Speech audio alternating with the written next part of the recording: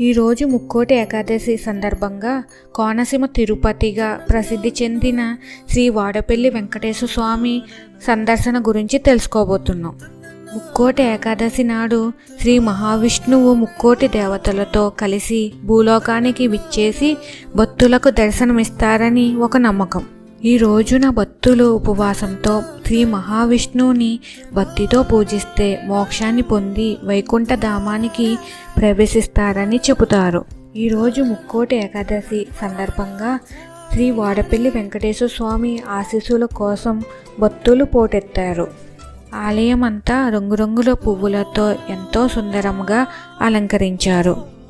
అలాగే శ్రీ వెంకటేశ్వర స్వామి విగ్రహాన్ని వజ్ర ఆభరణాలతో పువ్వులతో అలంకరించారు.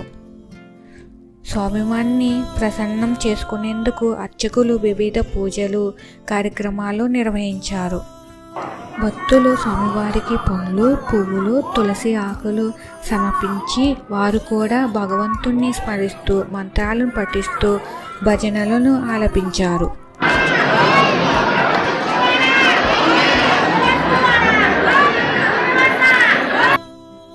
శ్రీ వాడపల్లి వెంకటేశ్వర స్వామి ఆలయం విశిష్టత గురించి, ఆ వెంకటేశ్వర స్వామి మహిమ గురించి తర్వాతి వీడియోలో డీటెయిల్గా మీకు వివరిస్తాము. మీరు మీ కుటుంబ సభ్యులతో కలిసి ముక్కోటి ఏకాదశి ఎలా జరుపుకున్నారో నాకు కామెంట్స్లో తెలియజేయండి.